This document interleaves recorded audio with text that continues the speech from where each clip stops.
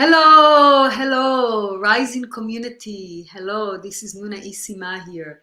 And today I want to speak about the imposter syndrome. It's probably a term that you have heard. It's gaining popularity, and everyone is talking about the imposter syndrome. So, what is it?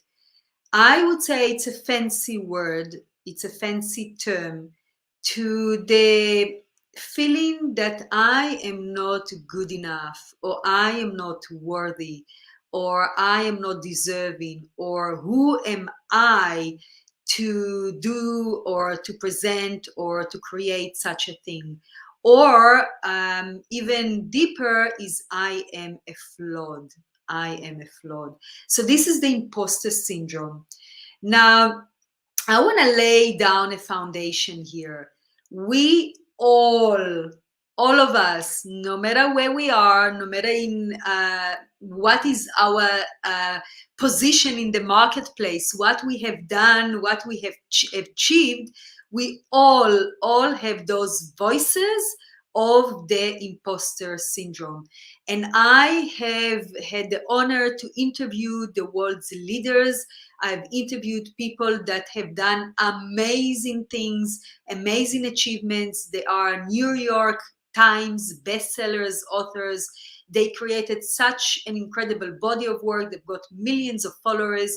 They still have those little voices that come, especially when they expand themselves and they do something bigger, when they write a new book, when they create a new TV show. Those little voices come up and say, really?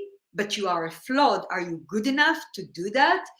We all have those voices. So this is number one foundation. Okay, know that all of us have those voices. Now, how do we work with them, right? So we all have the villain and the hero, or the call it the devil and the god, or call it the human and the divine. Words doesn't really matter.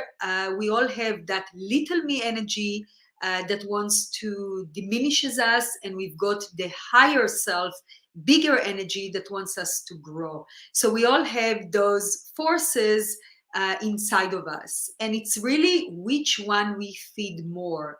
It's which one we place to be the driver of our inner vehicle that takes us places, right?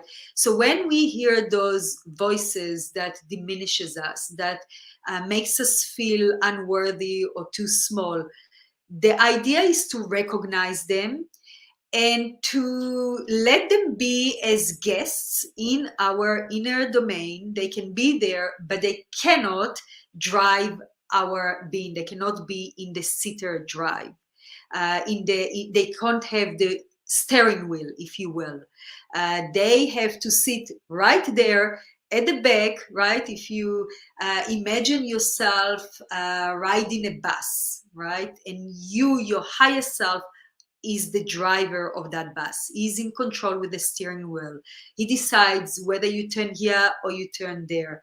Then all those voices can sit right there at the back. So we don't kick them out. We don't fight them, because if we fight them, guess what? They fight us back. They gain strength. We don't fight them. We just let them sit there right at the back, and we not take into heart what they say. We just let that pass us. So we are aware of those voices and we're working with them. We have to switch to our hero, to our goddess, godlike, to our divine. And from there, we are guided. From there, we have the courage to show up in our imperfection, in our flawed like perception of ourselves at time, and just do what we are here to do. So this is really kicking us out of our comfort zone, because it's so much easier sometimes to just listen to those voices and then not do what we are here meant to do in the world.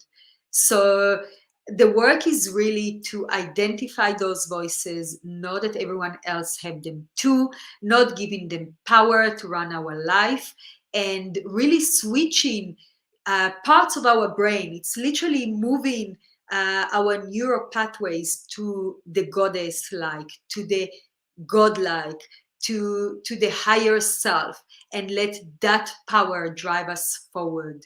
So this is from me about the imposter syndrome. So if you have this feeling that there's something you want to do, but you are either not good enough, not worthy, not deserving, or flawed, I want to encourage you to do it anyway. Do not listen to those voices. And the more you're going to practice doing anyway without listening to those voices, you're going to straighten your encouraging muscles. You're going to be able to do more and more things in the world that challenges your voices of that villain that wants to stop you from growing, that wants to keep you kind of safe in that little spot so you don't grow and you don't show up.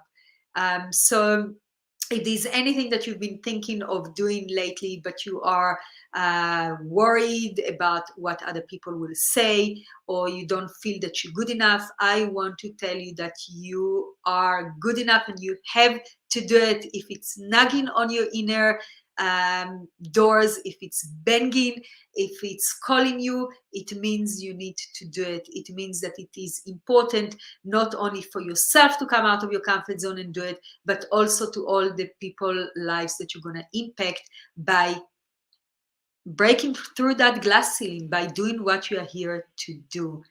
So lots of love from me, guys. If you have any questions, please write below. Like and share. This helps the algorithm to send it to more people that needs to hear this message.